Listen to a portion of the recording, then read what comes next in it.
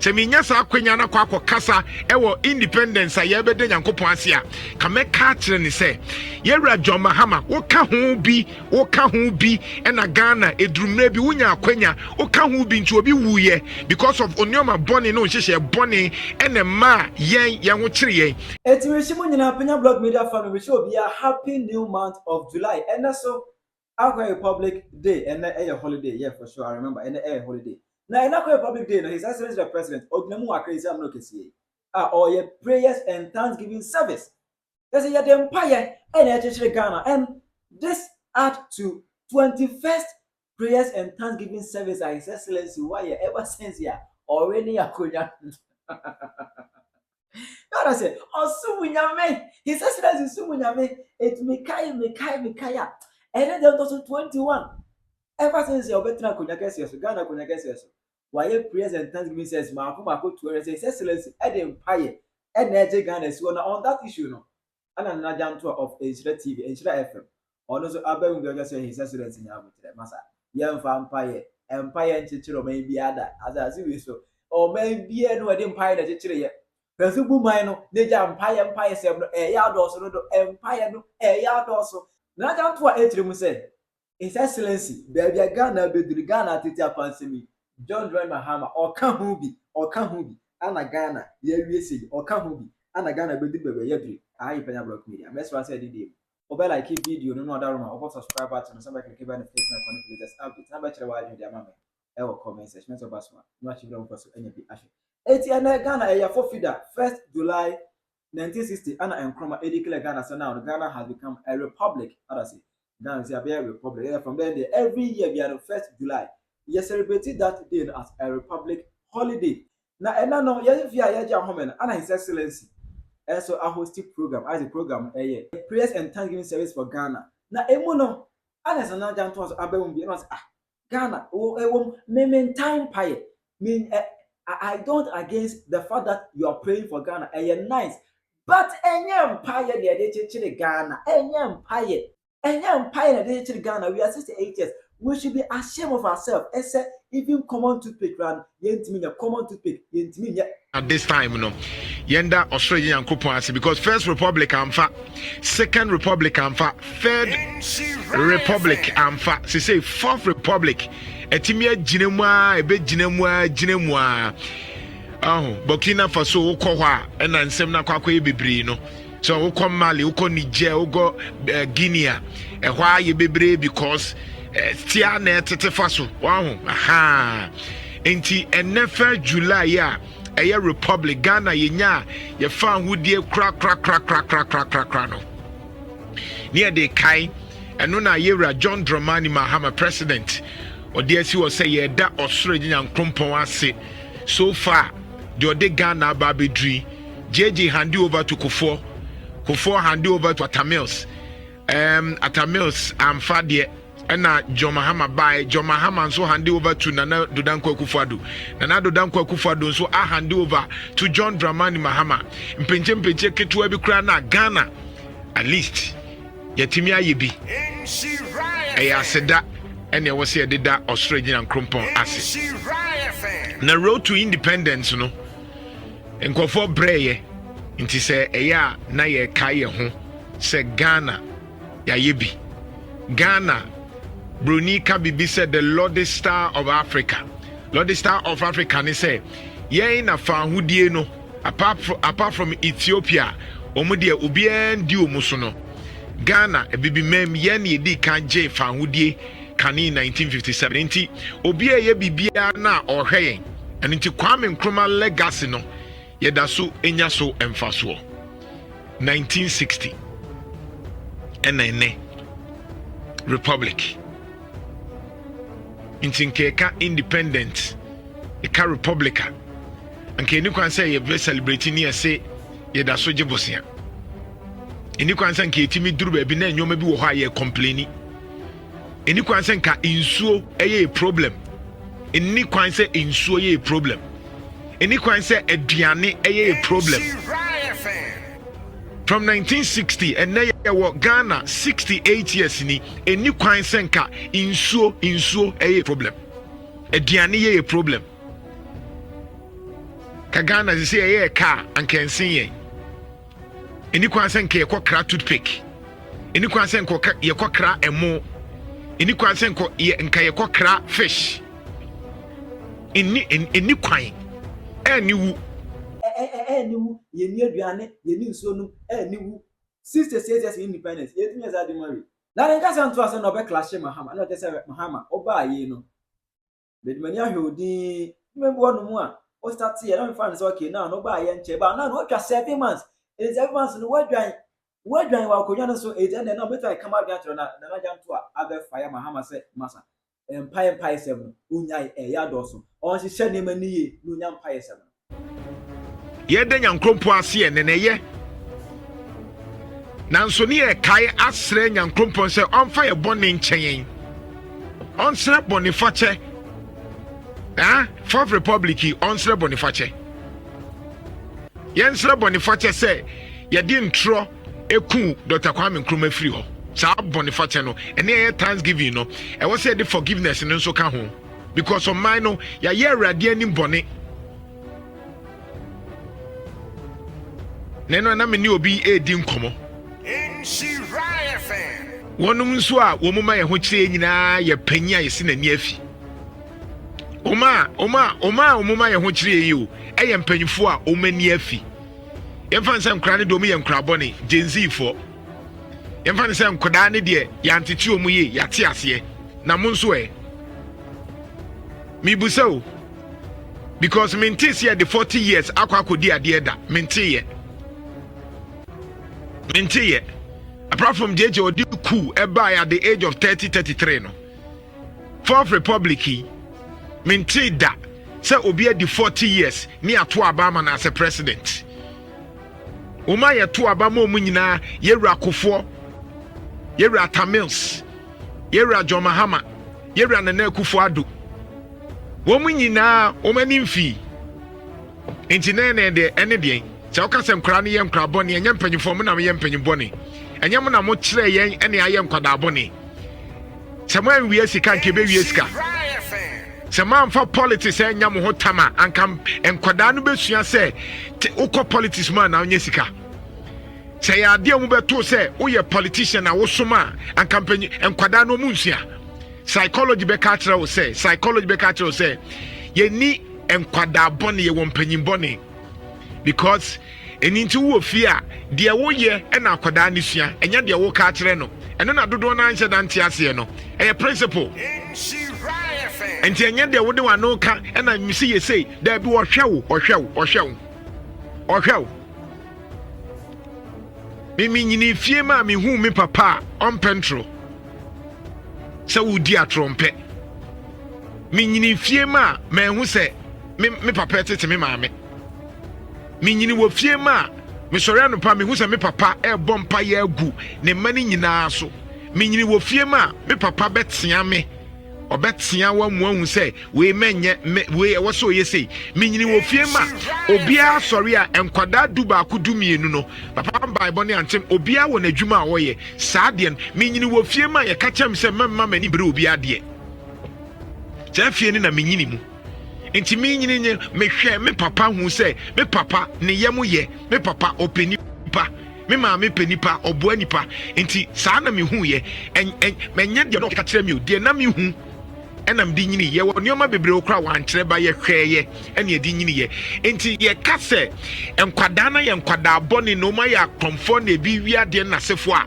sebi ye ka galamsi asem no enye obi pese obesori anopa no onenam galamsi ase ne ye kunu ne eteti no because obesori ehu se panyin bia na e so make sure say ne life aye okay no anye mi busa se ye wura Akufo ye Nana Akufo Atamils John Mahama na Nana Akufo-Addo emu se na no medi 40 years ansa ne eto aba momo omunya no mu ntra 50 years enye mu na mo se se tete ne ye tete mu ye mi busa o enyem na mo sie se tetene atiti mu ye yemfa ne se nkoda ne yantiti ye yemfa ne se ye mu ade ye te ase na enyem ne atiti mu ye enyem ne atiti mu ye enyem ne ye kira mu se ni kwan se wi ade enyem ne ye kira mu se e wo se wo ye o man bapa enye sa ne ye kira mu tie ye dan mi busa o eni de kwan so obokwan so na no pa mi busa say eye den na mo aye tete mu ye no mama ye life aye basa basa yi ama obebunu sori anopa wo hu de wo yi enyem na mo ko school pa enyem na mo ko abrochiri enyem na mo kire yen de wo se ye nti wo be ko panyin na wo be sori anopa no wa disika no panyin no oni 30 years o hwe nkrofo a ye chichi wo mu John Mahama ba ye chichi wo mu emu say na edi 30 years emu say na edi 20 years enye won no ma di 40 ni 50 ni 60 ni 70 ni 84 ne ye invite wo mu enye wo mu ne ye se chichi wo mu ye nti mi bu so senke ne Ghana na make say me nya sa akwanya na se me nya sa akwanya na ene nti na make we se me nya sa akwanya na kwa kasa ewo independence a ye bede Nyankopon ase a ka me ka kire ni se yewura John Mahama wo ka ho bi ena Ghana edrumna bi wunya akwanya wo ka ho bi nti obi wuye because of onyoma boni no nhyehyɛ boni ene ma yen ho kire yen nti nyame am wakwanya satra na ye nneoma ni ye wo ka ho tena na kufa do nso beba bia maka tense wo de kra de wo se nneoma ne kra yewura John Mahama be se no na wo be se no kra nti yewura John Mahama se nyame am wa doma na wo so ye ni ye me nana kofo nso me ka se papa wo ya de ba de nneoma bi wo ho a amfa ka wo ye ni ya nke enuru ba bia ye duri Midi obi a na minim se na kumempa atene ma oman pa was atamils one day metimi asori the only president in the fourth republic who say papa no enya ahodi na no ni anko betimi aboa Ghana professor atamils me jini di papa ono kra de metimi de mensa hyejema ma no say papa we metimi akase ono nko na metimi akase sabi na kuma pa genuinely eboa Ghana. Because atamil suba na kwete say Dr. Kwame Nkrumah untimi nka so oba obewie sika untimi nka so oba wosi dan kam untibi ba etimi de frafra ye papa akofo etimi de frafra ye papa John Mahama etimi de frafra ye papa Nana Dankwa Akufo-Addo ba untimi mfamfra John Evans Atamils. That is credibility. Nti era John Mahama akwenya na ba na wo say Thanksgiving services mayen hu say wasachira mayen hu say na no na kwenya na wunya ya o ma wunti Ghana fo bi praye wunti Ghana fo bi hu chiro mu sansesas e wo so sachira na yeme hu say ye genuine e mesha asiese na afie duru ba bia na afie wano sesa ene ne sa na ye nkontompo nti wahye asiese ya Ghana fo kamfu yi kama yi ye beda nyame ase ba yakoma nya we are wasting our time. And ne galamse for kwa kwatranse adan Nyankopon ase ene akromfo ni bi ba be ka ho apegye omunsa enye wona wo mu hwia ye sika no left and right no omu nyina akwa national Thanksgiving service yi bi no ma friend Nyankopon enso hwia wo de ne pen ba ko esi wa e de ne pen ne marke a ni sikanko a wiase nkwada bosome ene afe be enum ensia sika na kwabrane ate afaso adentina wo so obi ya amanyosem no anya sika chen wa wo ye genuine work adentina obi beye amanyoni a no anya sika chen wa wo ye genuine work obi ye teacher ni obeye amanyoni na no anya sika chen teacher ni adwuma na oyen eyeden. We don't ask questions. Yeah, musa question because in Ghana no, why now ko busa question? So for us to say onya sika no. Enye nyina na wo say ye bibia ye sika. Inti national Thanksgiving services. Ye koda Nyankopon ase. Ye koda Nyankopon ase no na me busa say e na ye den. Ye bebo mpa ye na wie e na ye den. Ye bebo mpa ye wie ne da so wie sika we are wasting our time. Ye bebo mpa ye na wie ne da so kramo a we are wasting our time. Ye bebo mpa ye wie ne da so the $300 million kofa nkokwa ba we are wasting our time. Ye bebo mpa ye wie ne $100 million eko Togo eko kra into ba we are wasting our time. Ye bebo mpa ye wie ne be sori anopa na mo ma wie sika ye ntimi nchioma we are wasting our time. Ye bebo mpa ye wie ne da so ye galamse ne nso ne se ya we are wasting our time. So it is useless to waste our time because ye bompa say Nyankopon say when we are not doing the right thing, when we know say what say ya dey what say ya yem pese be Ghana ne chechire dey ɛdeɛ na ɛden wɔ Ghana ho wɔbra wa wonim deɛ ɛkɔ so Yɛwura John Mahama yɛmo akwanya Nyankopɔn amo akwanya wo 7th man bosome nsu ni mu kwa na wokɔ wo hyɛ aseɛ ne deɛ na yɛ ne wo ka no bɔkɔbɔkɔ because afe na aba sɛ wanyini 7 months wanyini nti nyoma ni bi wɔ hɔ afe ne ɛbɛhenya mu nyoma ni bi wɔ will be very critical on you nyoma ni bebree wɔ hɔ a yɛbɛmiaw nyoma ni bi wɔ hɔ a yɛbɛka sɛ ɛnya wo ba yɛ nkyɛn atwam sɛ wɔ 7th month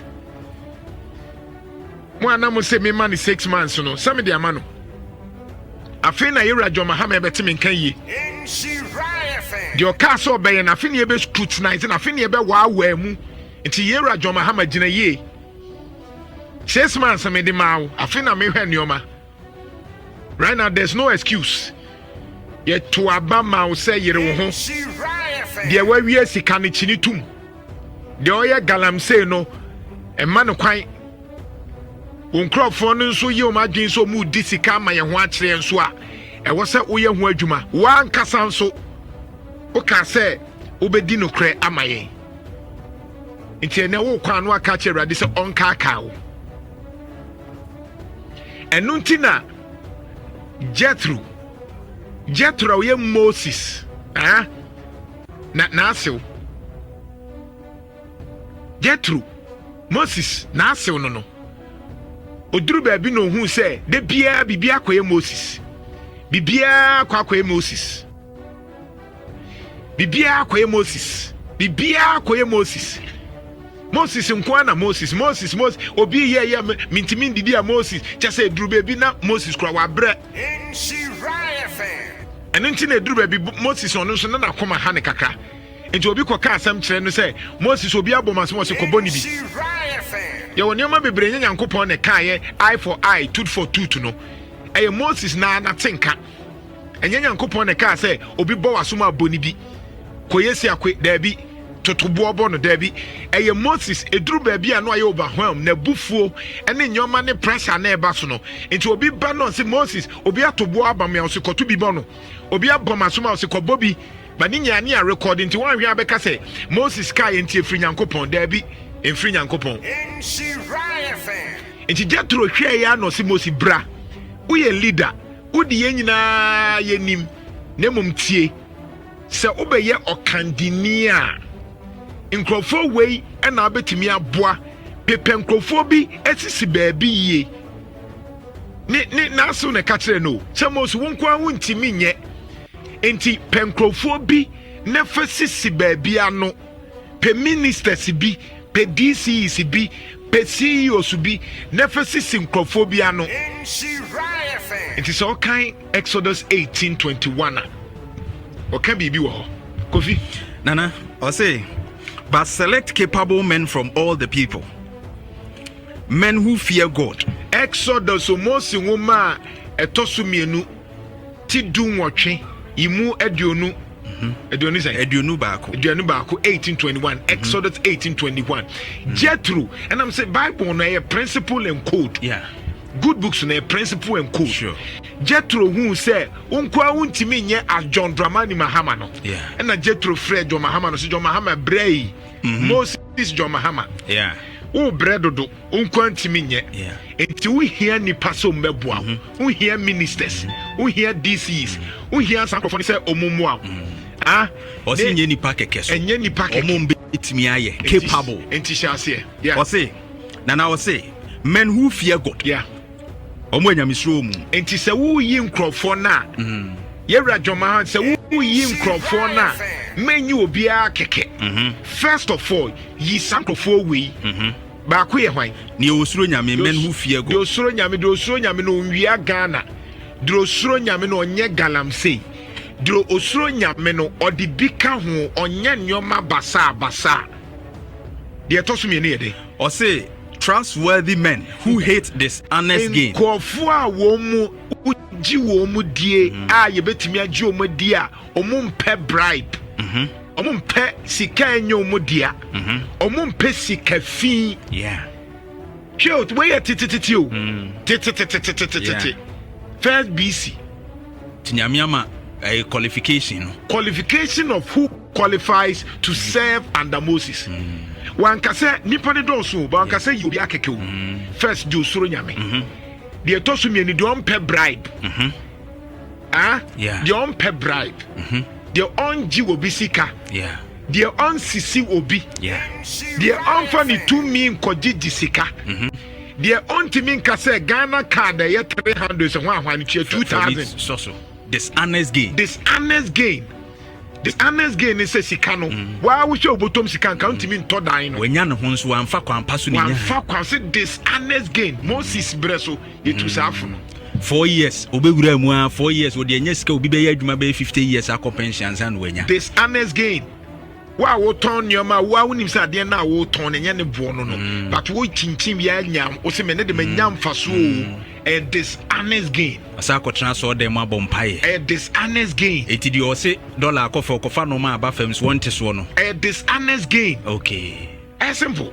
Okay. Enti ya kan nya amanyofo nkwa wo ton ade a woni say yate nyoma so ba wo se ubegyina bebie. A dishonest. Ubenya mfaso but a dishonest. Wo bu nkrofo afaso. A dishonest. We are tro short. When you sika, a dishonest gain. Well, nyano kwampa. When nyano kwampa so. Enye nshira. Menka so wani ate. Wani ntiye. Wani ntiye. Wo sisi obi a wani nti. Obi o sisi obi a no nani ntiye. Yeah. What's dishonest gain? Ye to so e dey. Nana, I say 22. I say I say and appoint them as officials over thousands. Hundreds. Inti appointed say ministers. Ti ministers omo wosro. Aha. Na abase na ekosa. Na DCs. Utimi se be si tens. Aye. Eti okay, thousands no. Aha. And to them I'm fine 3 millions. Aha, millions in the bed to say Minister for Education, Minister for Lands and Natural Resources. Yeah. Oche ni paso. Di paso. Na bade. Thousands To say be regional ministers. Okay, regional ministers. Sure. Aha. Ni about hundreds. DCs no so. Ni about 50s. Coordinators no so. Ni about tens. Any what office one. What office so. We teacher ni, we manager, we hwan no mo so tens no nipa num ni ade a hyehyɛ wase no. Nti obia no na Moses yetu ne fosa. Ansa na Moses yi o. Wow. Nti we president a. When you obi a usuro nyame. Ɛna ube yi obi osuro nyame ate sɛ wankasa nso suro nyame. Yeah. Nti John Mahama be succeed a. Te sɛ onya nkrofo a omusuro nyame no maka ten sɛ ade we de menye. Na unim 22 no ho. Echo last part wo no. O kan asem bi wo. Yeah. Or say that will make your load lighter. Because they will share it with you. But the minimum why they are not coming to share the load with you. They are only going to add on. What this one? Yeah. Because we are Penyah, nipa bebree. What if I say we are president of Ghana? Na nipa be over 34 million. Obi soon in the dadwin nti we so unya ministers. Unya appointees bi omo no be hwe sector na no ma etimi akoso. Na no so obema wa this one aye mre. But unfortunately, ebinimo de this one bi beka ho. Radio Mama ewo comment. When is Nana Jantuah instead you abeka group. What is your view on that? Hi Penyah block me. A bit much Radio Mama ewo comment section. Accra.